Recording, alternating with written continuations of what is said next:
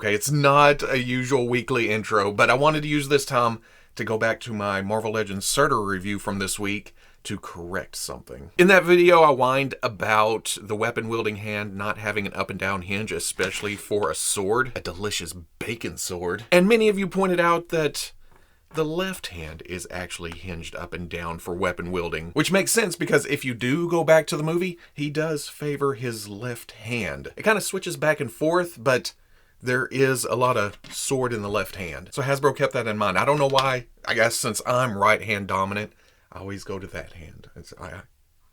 Yeah, y'all were right.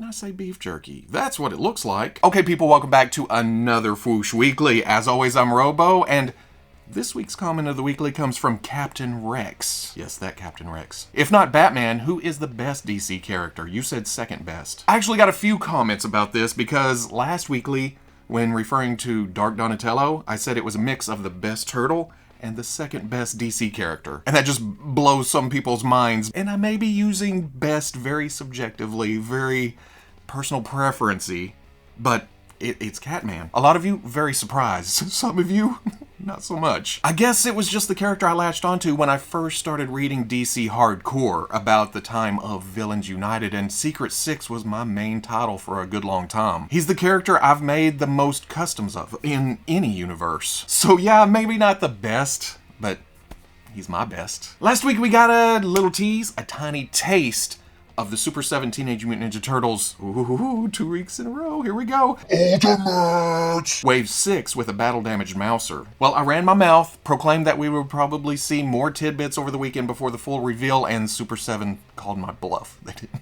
show anything. But that's okay, they absolutely nailed it early in the week with the full solicitation of the wave. Well, I mean, kinda. They threw in sewer surfing Michelangelo, probably, I guess, the third or fourth best turtle? Oh, I just heard fingers slam into keyboards. No. Personally, and there's that word again, personally, I'm not into variations on the 4 main turtles, unless it's undercover and it rhymes with Fonatello. Saying that, I completely understand the nostalgic significance of this release. The Mousers will be released in a 5-pack, 2 damaged, 3 regular, along with some neato accessories, but oh, it raised some ire in the community. These could have been accessories to the main characters, but they are army builders, and some people just like buying as many Mousers as they can.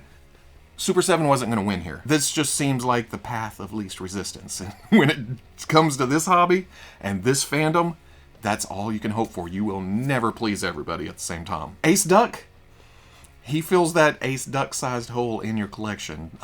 I have no experience with Ace Duck. I know who he is. I've seen him from afar, but no experience. Because of that, and how things are at the moment, we always talk about how many toys are being revealed and released. Since I'm not invested in this, I will be skipping this one. But I won't be skipping Slash. Oh yeah, coming home to Uncle Robo. Definitely. He's just mean, he's green, and he's not so lean in all the right ways. But I think my favorite is Scratched, based solely on the history of this figure. I didn't even know this was a thing until I saw a Pixel Dan video where he was able to acquire one. That made me go look at the aftermarket prices, and ooh, it's kind of hard to get at this point. So not only is this a clever design, a nice looking action figure with the sculpt and the paint, but it's also a lot of people's first chance at adding this character to their shelves, ever. But again, so much product coming out. Saying all that, I'm still skipping this one too. I've got a budget to watch. With this line, I'm just sticking with what I had and loved as a kid. And I say kid, knowing full well that the original Scratch released the year I graduated from high school. Whew! I'm gonna go cry myself to sleep on my huge pillow. $55 a piece, set to release sometime fall of next year. Also from Super 7 this week, and I say this week, it's actually right now. They posted it as I was recording this, but here is the 2001 A Space Odyssey Ultimate Wave 1. Now this may catch a lot of you off guard, but I don't know 2001, other than it was the year after 2000. I don't remember what I was doing back then. I've never seen the movie, so I don't know these characters, I don't know these looks. I recognize them because of the Medicom figures. I think they were the different colored spacesuits that they were releasing for a while there. Wave 1 has Dr. Dave Bowman, he's the one in the red suit. Dr. Frank Poole is in the yellow suit. Dr. Hayward R. Floyd is in the gray suit. And then probably the one I'm most interested in, not as a 2001 character, but as a Moon Boy for my Marvel shelf, is the Moon Watcher. And he seems to come with one of the PlayStations for some reason. Or the Monolith and some bones. I'm not reading this as we go. As with all Ultimates, these are $55 a piece, also set for fall 2022. We're probably going to be talking about this for another couple of months, but to reiterate once again, the Jazwares Fortnite Legendary Series is the little engine that could. That's what a little engine looks like, right there. The 6-inch and up license is about to move to Hasbro soon. In fact, they're already soliciting stuff. It's popping up on Amazon, should release before the end of the year, but that's not stopping Jazwares from releasing new figures themselves. As always, John over at Preternia.com has the scoop on these, and he's showing off, well, first there's a Black Knight. I am completely good with this because I love Knight figures, and I have the McFarlane one. It's too big to fit into most of my displays, so I'm happy to pick this up. But I think I'm more excited about the Dark Rabbit Raider. Let me just look at it. Yes, it is a repaint, but it's a dark, twisted kind of repaint of a cute, cuddly character. Okay, wait. I mean, there is something off-putting about a dude with a gun in a pink bunny suit with a hockey mask. But to put it all in black and purple and then kind of a skull look on yeah. This is even better. But if you think back, the very first figure we saw in the Jazwares Fortnite Legendary Series line was Rabbit Raider, back at Toy Fair 2019.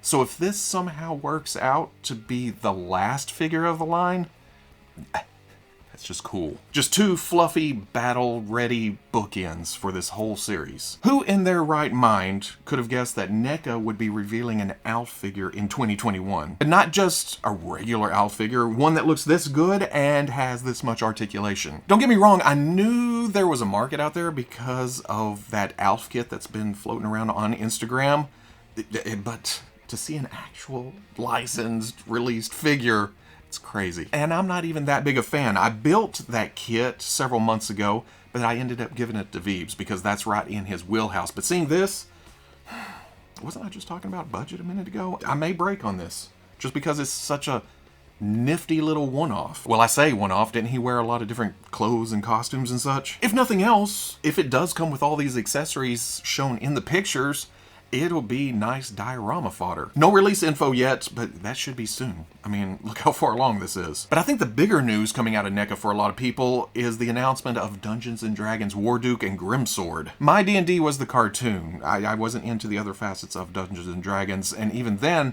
I mostly just remember the intro and the characters. Veebs is more into the old toy line, and the more he talked about it, the more I wanted to look it up, and when I finally did, I realized, I did have a couple of those, like Zarek, I think it was.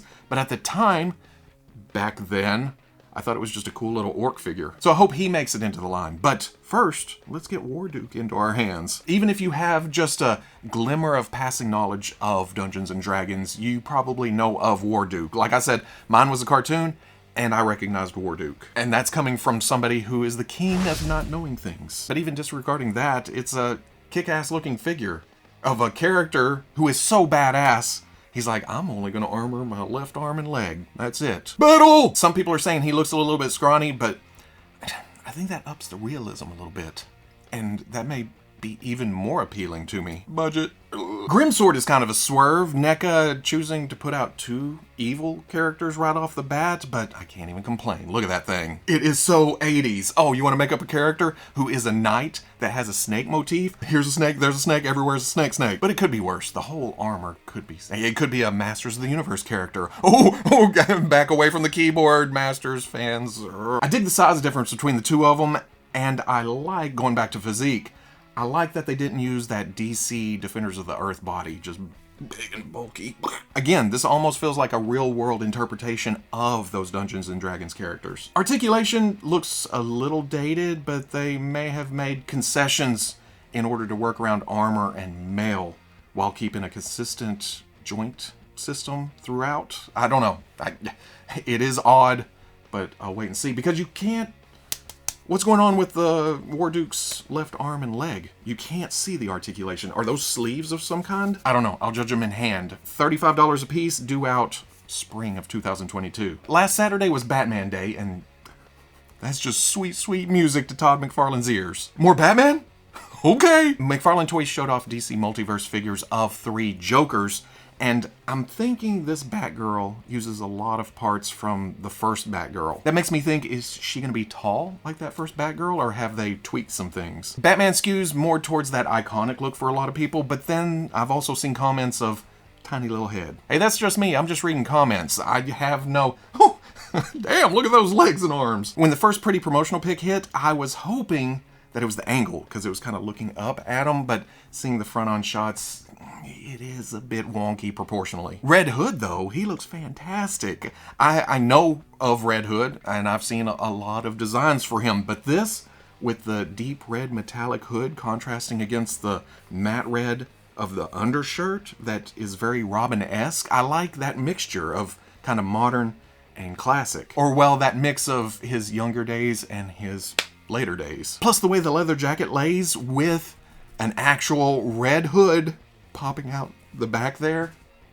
I just like this design. But it's 3 Jokers. Of course the Jokers are going to steal the show. Death in the Family, or they call it Clown Joker, it has kind of a Cesar Romero color scheme kicking, but then comes with crowbar. So you definitely know which storyline this Joker came from. Then Classic, or Criminal Joker, seems a bit more basic, I guess. Purple suit, white skin, green hair, scowl to the face, almost kind of a crime boss look. These all went up for pre-order this week, except for one, the Killing Joke Joker. Of course, the one I wanted the most is up in the air. Is it going to be exclusive somewhere? Is it going to be a separate release?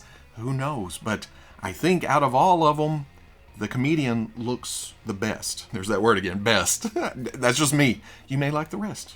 Hey, that's cool. Look how menacing he looks back in the background of the group shot. Links to the 5 that did get pre-orders this week are in the description. Hopefully the comedian pops up somewhere soon and is easy to get. But if it is hard to get, that's just me. Huge pillow. Crying. That segues beautifully into this month's Medicom MAFEX offerings. I'm a big Joker fan. Everyone knows that, but I never warmed up to the new Batman Adventures version. It's kind of, I don't know, zombie-like, ghostly. There's something to it that doesn't quite hit in here. But that's just me. If you already have the new Batman Adventures Batman on pre-order, or you're a fan of this look, go get it. It's up right now. Here's the yin to that yang. Medicom did do a good job of integrating articulation into a design that wasn't really meant to showcase that. I mean, it's just tubes for limbs. There's no musculature, but still, they put the joints in, they posed it, and it looks good. Comes with 2 head sculpts, one sinister, one more playful, appropriate hand options, a wallet, money, a paper airplane, and then a steak knife. No gun, because Joker never used a gun in this series. Only sharp objects that are easily found in most households.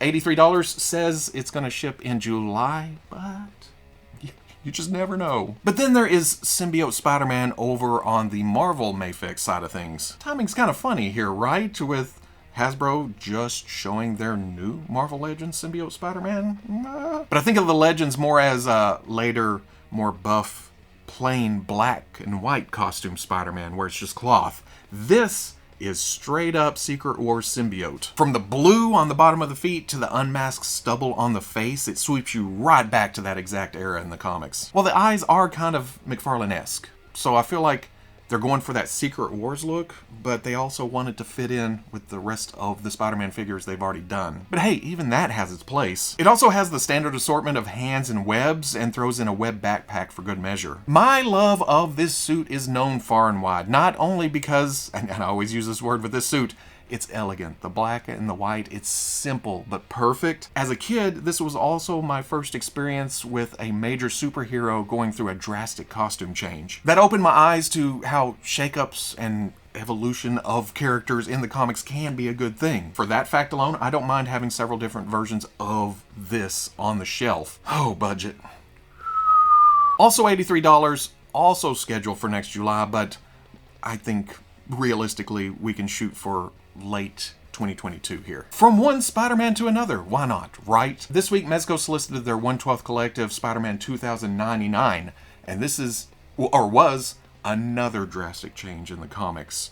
look, time frame, person wearing the suit, everything. When this rolled around almost 10 years later after Secret Wars, I was out of comics, so this doesn't stick in my brain as much, but I did learn to love this character in Exiles later on. And Mezco did a great job here. In the past, my standard gripe for this kind of look has always been the plastic used for the head, the hands, and the feet don't usually match up with the cloth used on the rest of the bodysuit. But they have gotten way better at getting the sheens and textures to carry over between the two mediums. If it wasn't for the breaks at the wrists and the ankles, you wouldn't be able to tell the difference. That's on top of them not straying too far from the source material. Extremely comic accurate for the most part. There is some Mezcofication around the logo with the extra lines a bit, but I feel like that embellishes. Oh, the blades on the back of the arms do seem kind of large from most reference pictures, but even that fits into the overall aesthetic here. And who thought we'd ever get a wrist communicator on a Spider-Man 2099 with a Lila hologram poking out of it? This is Mezco exclusive. It has sold out, but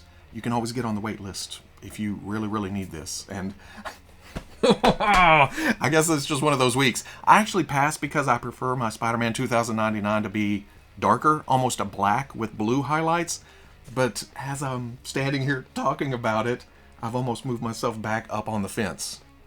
So maybe I'll jump on the wait list. Who knows? $90 scheduled for early next year. Spider-Man is Marvel, and Marvel usually brings us around to Hasbro. Because, as always, this week we got a few nuggets of Legends goodness. During the last live stream, the retro-carded Loki and Falcon were debuted, and like a lot of those releases, it's simply a reissue, a repaint, a couple of new parts. Falcon has a new costume deco that is a modern take on a classic look, and then Loki gets a new older head and knives inspired by the Disney Plus series. At the time, we didn't know if these were going to be exclusives or part of a wave, but much like Hercules and Tigra, these are just singles, and you can order them anywhere you want. That wasn't all for this week. Oh no, we got something brand spanking new too. Well, ish.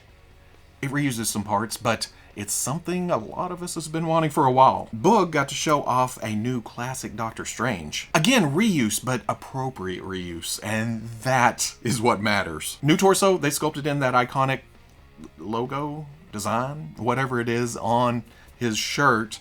And while I would like to see it painted a little lighter to add contrast between the blue of the shirt and the blue of the logo, this still works. The cape looks a lot like the one that came on a more modern Doctor Strange in Marvel Legends. The arms are Kang, and then the legs are someone. But it's mostly the head that sets it apart. Don't get me wrong, the rest is awesome, but oh, it's the head and the hair sculpts. There is an open eyes head, there is a closed eyes head, and again, the sculpts on these painfully classic, but different enough to evoke different eras. The blue mask head throws me, not because I don't recognize it, surprisingly, but because I'm used to seeing that on a more superhero, streamlined, skin-tight type costume. This is an extra, I'm not gonna complain. I will bitch about it being a Walmart exclusive though, and that's coming from me, who is right in the heart of Walmart country. Doctor Strange is supposed to go up during their CollectorCon event. You're gonna have to be quick on the draw because that's usually a small window and then the hunt afterwards. If these hit stores, you know how that goes. Just one here and there. Or maybe they'll surprise us. Go ahead, surprise us. Please, surprise us. Okay, I see a lot of people calling these the Ninjetti Rangers. I don't know if that's right. If it is wrong, blame the internet because that's what I've seen. This week, Hasbro Pulse and Target posted pre-orders for the Power Rangers Lightning Collection Mighty Morphin Ninja Pink and White Rangers. Same deal as before, 3 different heads with varying degrees of hood and mask, alternate hands, power effects. It seems like they're barreling through this team, from what I understand. That's what I've heard online. I don't know what that was.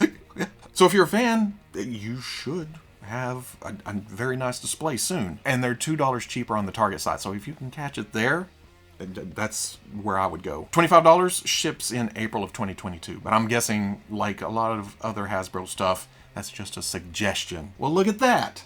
We got ourselves a little nibble on the Hasbro Star Wars Black Series line. Continuing the trend of repaints, Target announced an exclusive droids-inspired Boba Fett. You guys know me.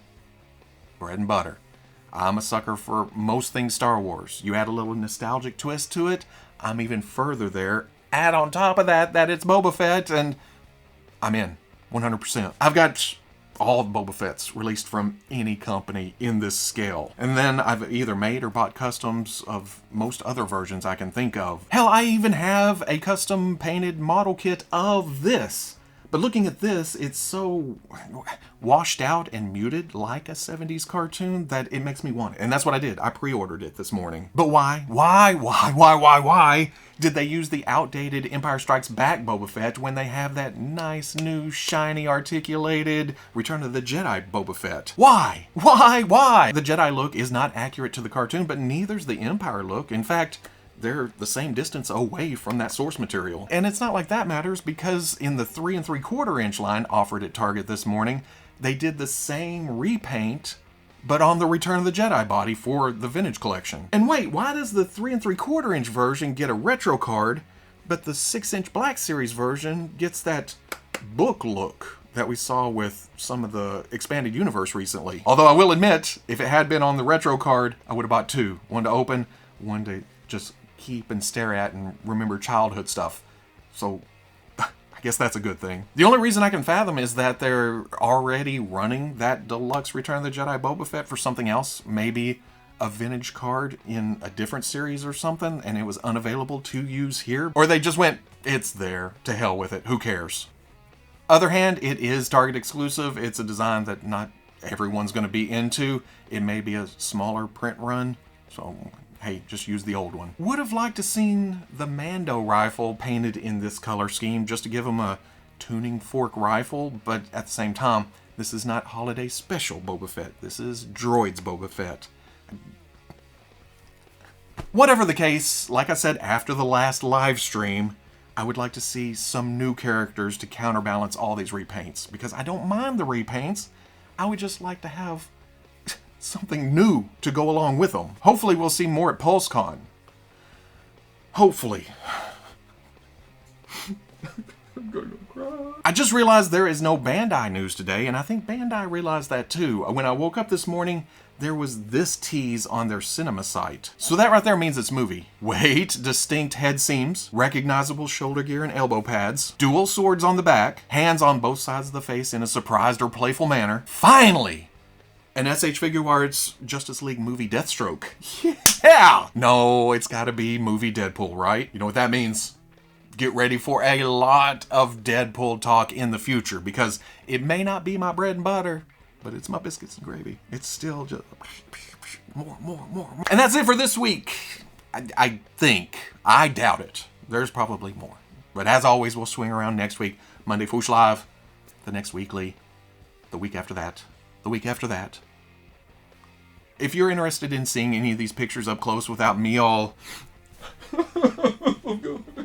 I'll be posting all of that, plus links to pre-orders, more information on the Foosh front page Saturday at noon. And I just now realized I was making fun of MAFEX a minute ago for their release schedule, but it looks like they're they're at least attempting to catch up. I paid for DC's Hush last week.